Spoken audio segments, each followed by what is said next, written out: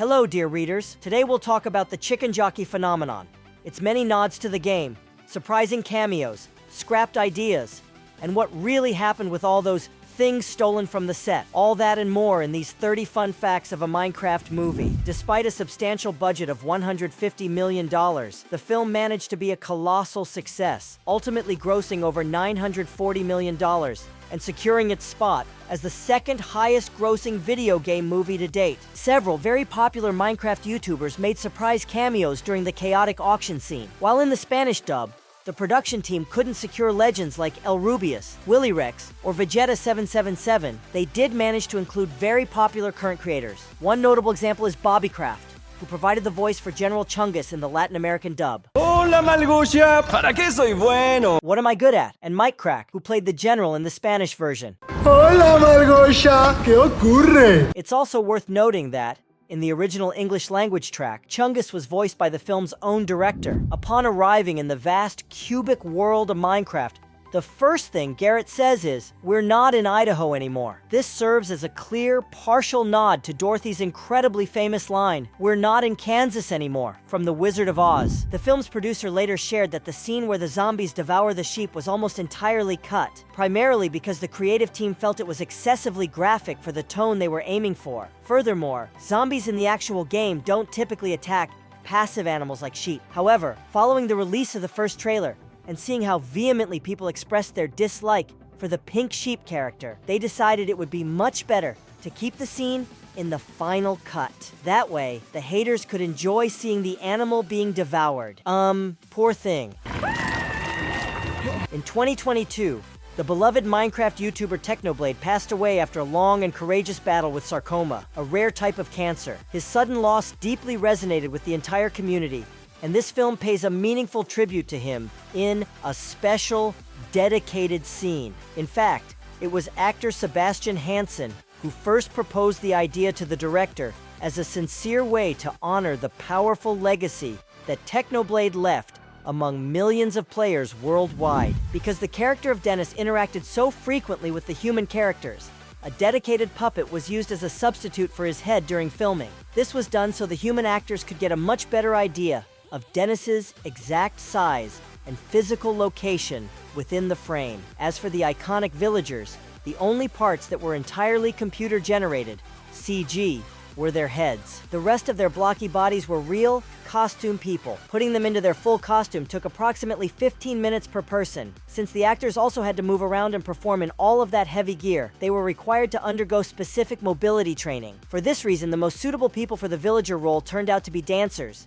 as they had perfect body control. Conversely, the piglins were entirely computer-generated. But that certainly doesn't mean their movements came out of thin air. Highly trained people were still required to interpret and perform their movements via motion capture, so that the animators could then accurately replicate their unique behaviors in post-production. When Steve tells us about his first day surviving in the overworld, we see a flashback of him dancing and kicking while surrounded by pandas. This, of course, instantly reminds us of Kung Fu Panda, which makes perfect sense, since Jack Black is the voice of Po. And at another point in the film, we hear Garrett saying kadoosh, which is incredibly similar to the signature word used by Po in the animated franchise. The film sets and decorations were meticulously built with the characteristic cubic aesthetic of Minecraft, and this soon began to prove far too tempting for certain opportunistic members of the production crew. Let's just say that each perfectly crafted object was viewed as a valuable treasure, and some people just couldn't resist the urge to pocket them. The official art book reveals that several objects began to mysteriously disappear from the set.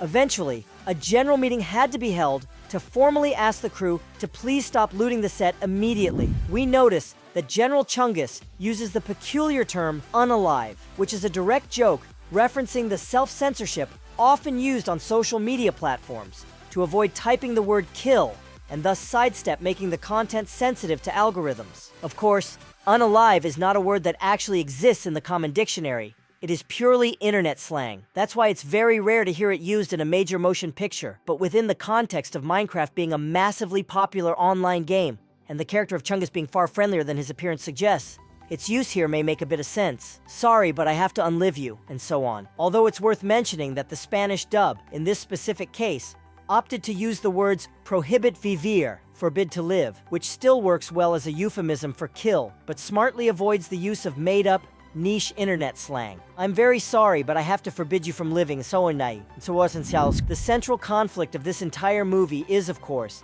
the piglin invasion of the overworld. This concept is an idea that was previously seen in the spin-off game Minecraft Legends, not to mention the fact that they use the ghast as hot air balloons, which is quite similar to a discarded idea from that very same game. The film's director, Jared Hess, had already worked with Star Jack Black almost 20 years prior when he directed the comedy Nacho Libre. Before that, he was also the director of the cult comedy Napoleon Dynamite. And this Minecraft movie includes clever references to both of those earlier films. The Nacho Libre one is most evident in the chaotic ring scene, and the Napoleon Dynamite one is easily noticeable in two key moments. First, when we see Dawn caring for an alpaca that strongly resembles Napoleon's pet. And second, when Henry keeps hash browns in his pockets, just like Napoleon famously used to. The production designer in charge of the enormous sets and detailed decor was Grant Major, the very same person who worked on the iconic Lord of the Rings trilogy, which might make this reference even more meaningful. Even the film's art book explicitly acknowledges that they saw Steve as a kind of Gandalf, the wise figure who understands the overworld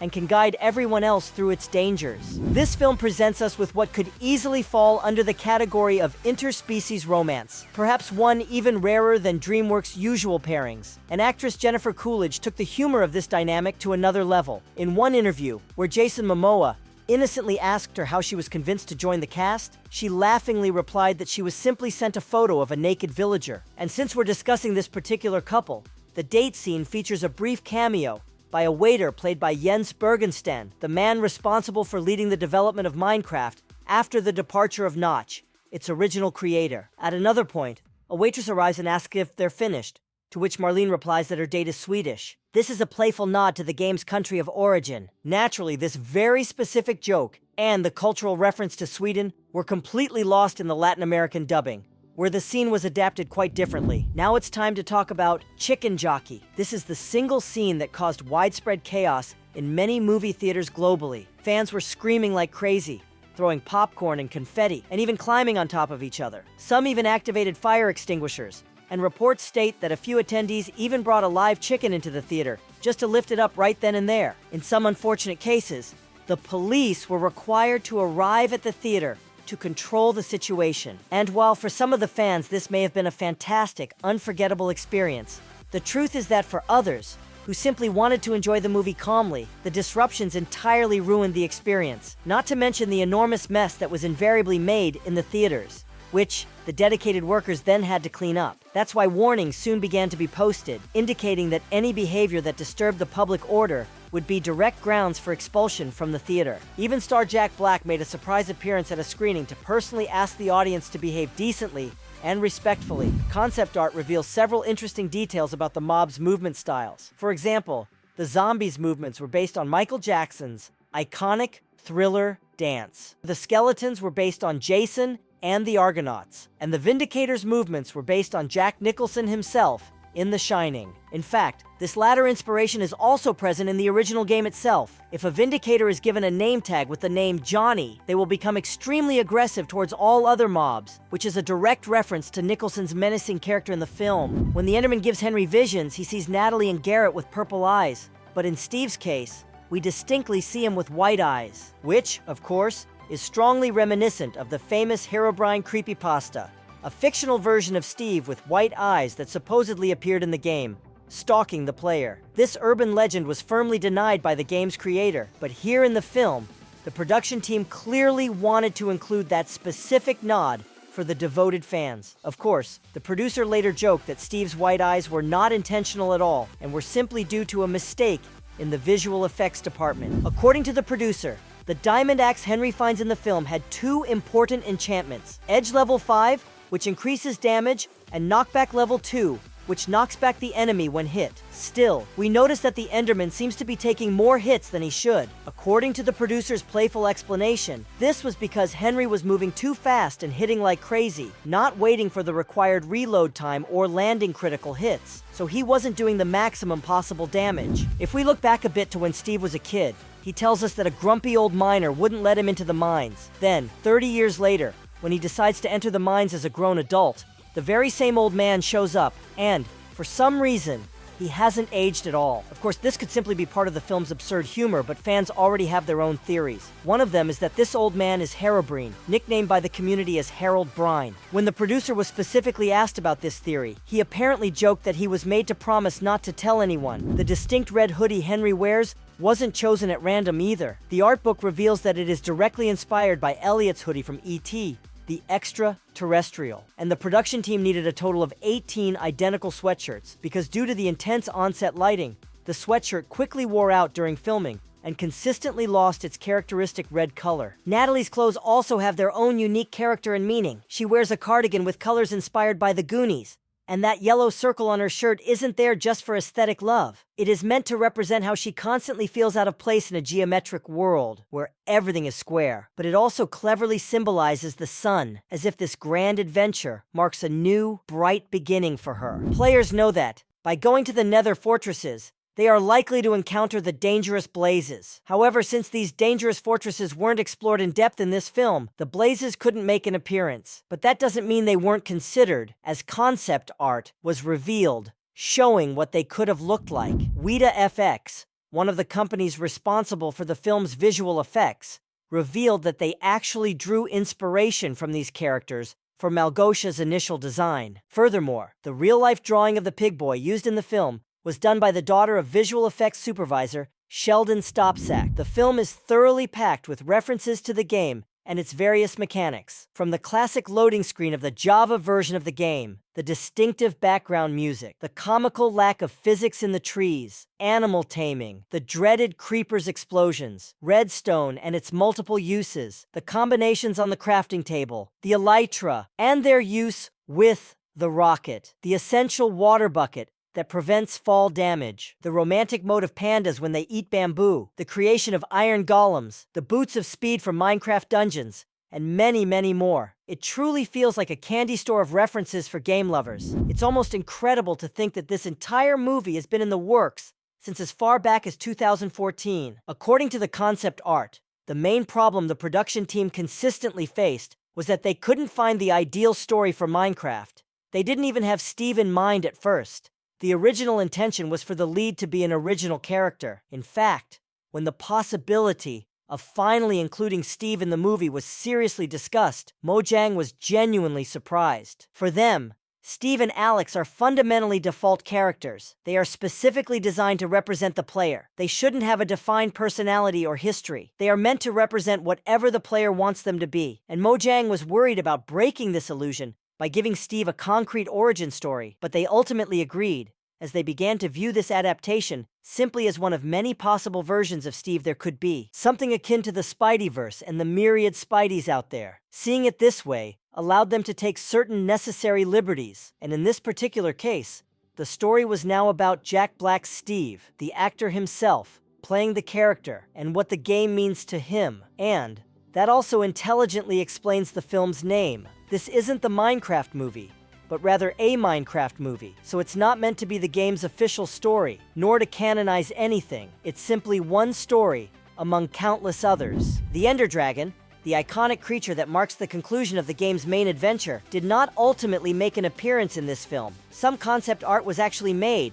but the director ended up feeling more drawn to the piglins as the main villains, so he decided to entirely focus the story on them instead. This certainly disappointed those who were hoping to see an epic showdown between Steve and the great creature, but hey, that doesn't completely rule out the possibility of it appearing in a future sequel. There's a specific reason why, during the chaotic final battle, Małgosia so easily broke Steve's armor, and the truth is, they actually needed it to be that way. The art book reveals that when Jack Black first donned the full diamond armor, the team quickly noticed he had very limited mobility. The simple solution? They had Małgosia destroy his breastplate, instantly allowing him more freedom of movement during the combat sequence. When Natalie is teaching her self-defense classes, the film's producer, Torfi Franz Olafsson, can be seen among the people sitting there, and naturally, his course is named Survival Mode, like one of the main game modes in Minecraft. It was reported that Jack Black was initially going to play a talking pig, while Matt Berry was originally set to play Steve. However, it seems that delays caused by the actor's strike meant that Matt Berry was no longer available for the Steve role. Therefore, the role ultimately ended up going to Jack Black. Matt Berry did still make it into the film though, lending his voice to the villager. In the post-credits scene, we see Steve wearing a distinct turquoise blue shirt